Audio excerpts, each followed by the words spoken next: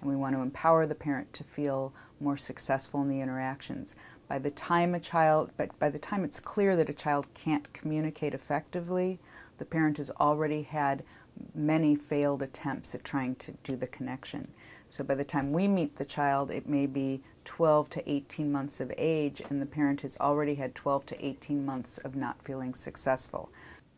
He just repeated a sound. Bida, bida, bida, bida. And I remember the pediatrician was walking out of the office to go get something. He started to make that noise, and the pediatrician turned around and walked right back, because so far he had been perfectly quiet and not said a word. And so then he was saying, you know, those repetitive sounds, and he dashed right back. All the you know, typical things that she should be doing, you know, they're starting to come out now, and that's fun to see. He's totally attending to his peers. He's actually going to mainstream next year with an aide, which is remarkable because this child was severely autistic and nonverbal for 3 years. What's going on in their world? How can I relate to them where they're at right now? And when I really get into that place and do that, that's when they connect with me, and then they start to show interest in what I like to do.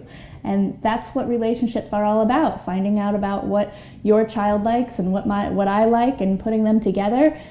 That's how we create friendships, and that's what we're here to help your kids do as well.